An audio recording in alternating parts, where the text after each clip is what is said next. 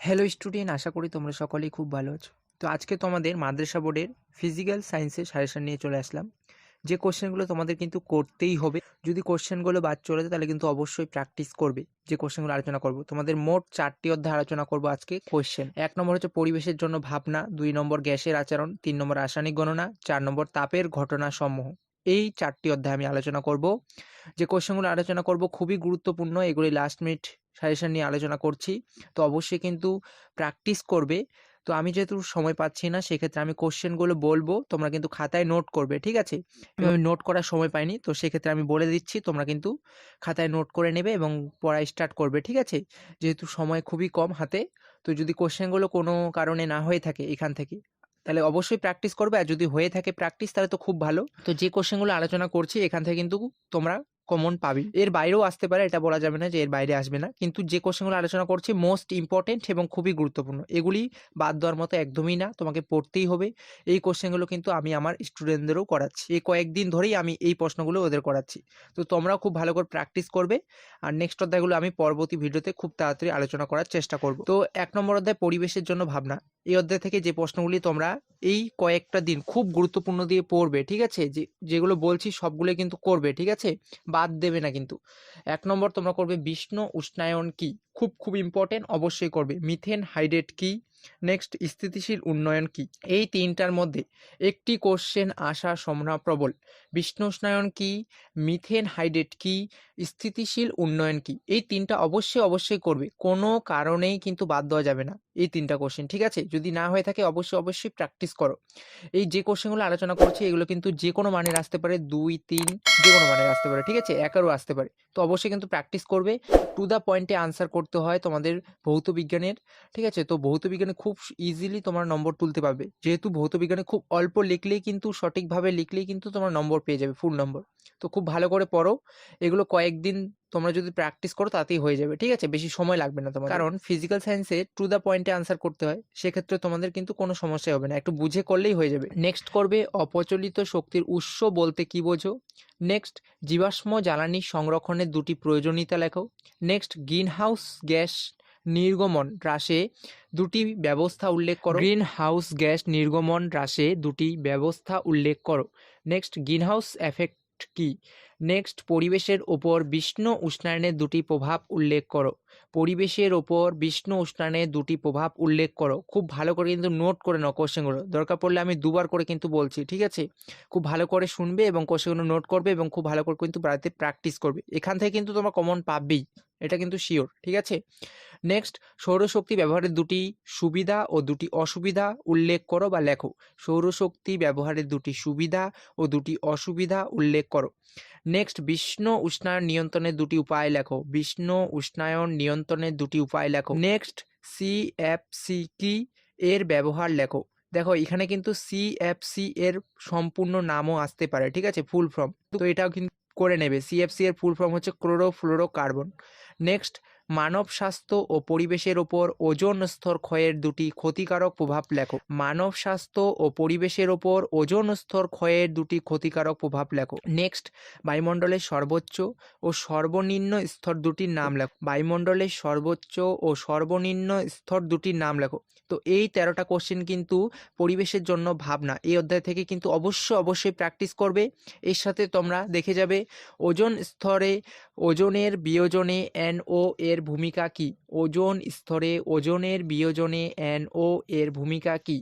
Next স্থিতিশীল উন্নয়নের ধারণাটি কী। স্থিতিশীল উন্নয়নের ধারণাটি কী। নেক্সট বায়োগ্যাসের একটি ব্যবহার উল্লেখ করো।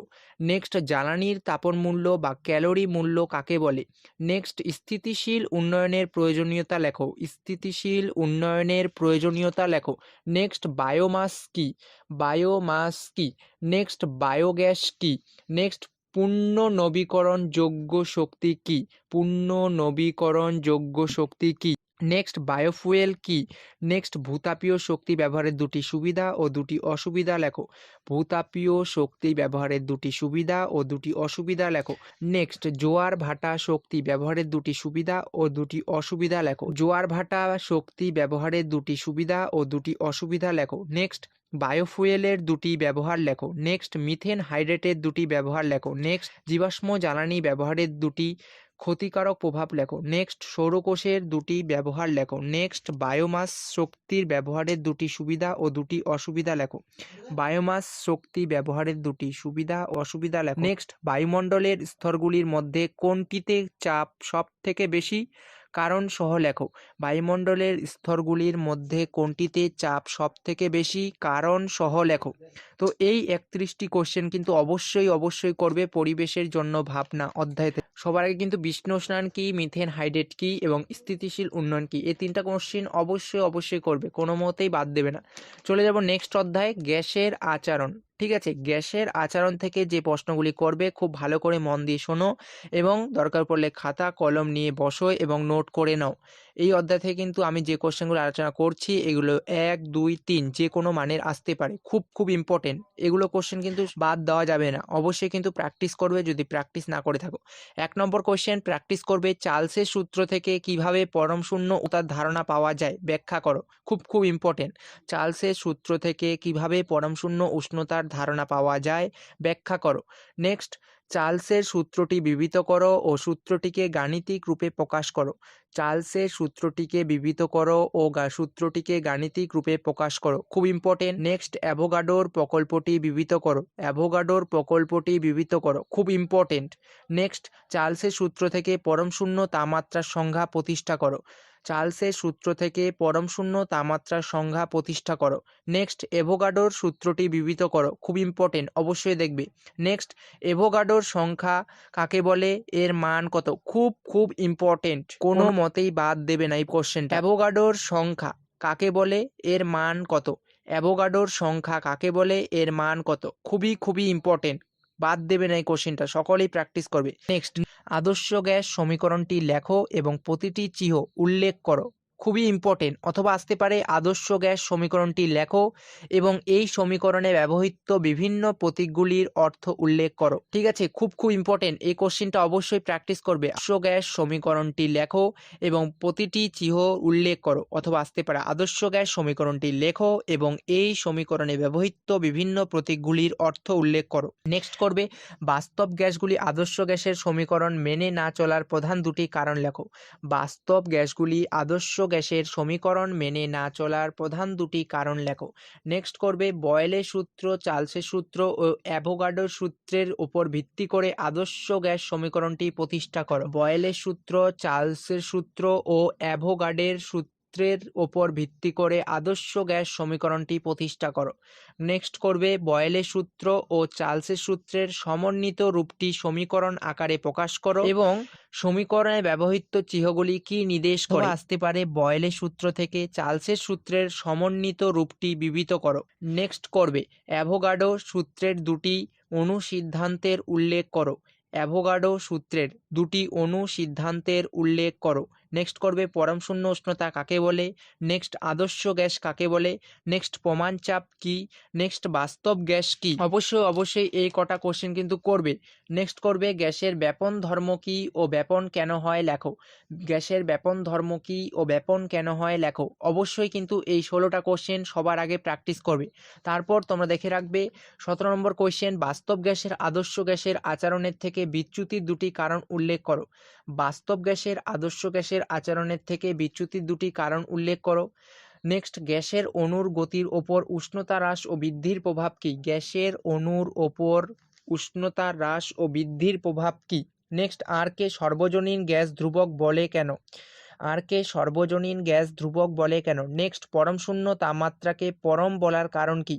পরম শূন্য তাপমাত্রাকে পরম বলার কারণ কি। নেক্সট, শুষ্ক বায়ু অপেক্ষা আর্দ্র বায়ু হালকা হয় কেন। নেক্সট, মাত্রীয় বিশ্লেষণ থেকে আর এর একক কি হওয়া উচিত তা নির্ণয় করো। মাত্রীয় বিশ্লেষণ থেকে আর এর একক কি হওয়া উচিত তা নির্ণয় করো। নেক্সট করবে পিভি ইজিক্যাল টু W/m/RT সমীকরণে চিহ্নগুলি প্রচলিত অর্থ বহন করে। এম রাশির একক কি হবে তা মাত্রীয় বিশ্লেষণ করে দেখাও। পিভি ইজিক্যাল টু W/m/RT সমীকরণে চিহ্নগুলি প্রচলিত অর্থ বহন করে। এম রাশির একক কি হবে তা মাত্রীয় বিশ্লেষণ করে দেখাও। নেক্সট করবে সর্বজনীন গ্যাস ধ্রুবক কি। নেক্সট করবে চার্লসের সূত্রটি থেকে ভি ব্যস্তানুপাতিক টি প্রমাণ করো। চার্লসের সূত্রটি থেকে ভি ব্যস্তানুপাতিক টি প্রমাণ করো। নেক্সট করবে বয়েলের সূত্রানুসারে পিভি বনাম পি এবং পি বনাম ভি লেখচিত্রটি অঙ্কন করো। বয়েলের সূত্রানুসারে পিভি বনাম পি এবং পি বনাম ভি লেখচিত্রটি অঙ্কন করো। নেক্সট করবে সর্বজনীন গ্যাস ধ্রুবকের মাত্রা নির্ণয় করো। সর্বজনীন গ্যাস ধ্রুবকের মাত্রা নির্ণয় করো। তো গ্যাসের আচরণ থেকে এই 27টা কোশ্চেন অবশ্যই প্র্যাকটিস করবে। এই 27টা কোশ্চেন খুব ইম্পর্টেন্ট। এই 27টা কোশ্চেন কিন্তু কোনো মতেই বাদ দেওয়া যাবে না, ঠিক আছে? যদি না হয়ে থাকে অবশ্যই প্র্যাকটিস করো, এখান থেকে কমন পেয়ে যাবে তোমরা। নেক্সট তোমরা করবে তাপের ঘটনাসমূহ। এই অধ্যায় থেকে যে প্রশ্নগুলো প্র্যাকটিস করবে সেগুলি হচ্ছে 1 নম্বর, তাপ পরিবাহিতাঙ্ক কাকে বলে? কোন পদার্থের তাপ পরিবাহিতাঙ্ক সর্বাধিক? তাপ পরিবাহিতাঙ্ক কাকে বলে? কোন পদার্থের তাপ পরিবাহিতাঙ্ক সর্বাধিক? খুব ইম্পর্টেন্ট।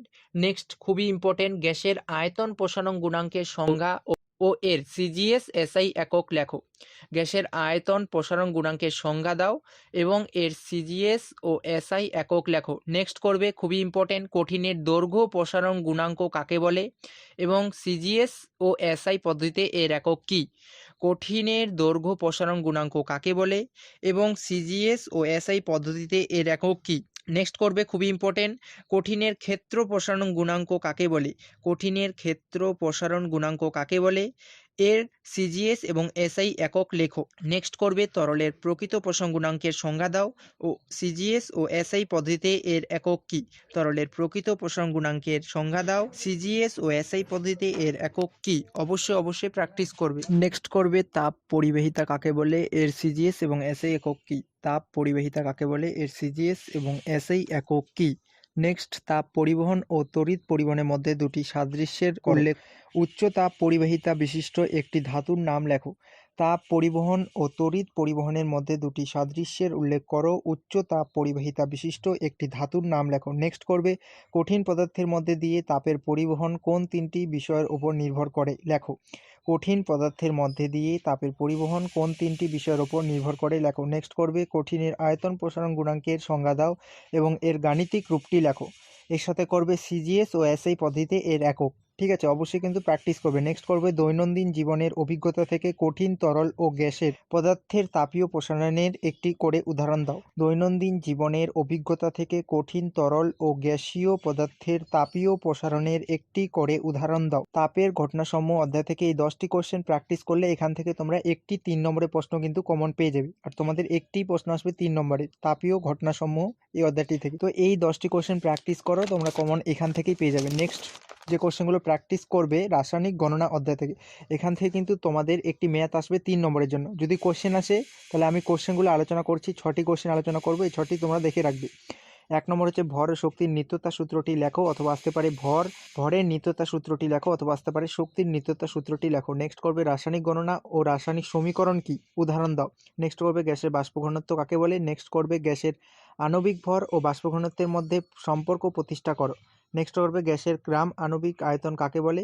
নেক্সট করবে মোল এর সংজ্ঞা দাও। তো এই 6টি কোশ্চেন তোমরা দেখে রাখবে রাসায়নিক গণনা থেকে। কিন্তু রাসায়নিক গণনা থেকে যেহেতু তোমাদের প্রতিবারই একটি গাণিতিক রূপ আসে, ঠিক আছে, মানে হচ্ছে ম্যাথ আসে রাসায়নিক গণনা অধ্যায় থেকে 3 নম্বরে, তো ম্যাথ তো অবশ্যই প্র্যাকটিস করতে হবে। তো এই কোশ্চেনগুলো যেগুলো আলোচনা করলাম অবশ্যই প্র্যাকটিস করো, এর মধ্যে তোমরা কমন পেয়ে যাবে ফিজিক্যাল সায়েন্স থেকে, ঠিক আছে। এবং বাকি যে অধ্যায়গুলো আছে আমি খুব তাড়াতাড়ি 2-1 দিনের মধ্যে নিয়ে আসবো। তো তোমরা এই কোশ্চেনগুলো খাতায় নোট করে প্র্যাকটিস করতে থাকো। তো দেখা হচ্ছে কোনো নেক্সট ভিডিওতে কোনো নেক্সট সাজেশন নিয়ে।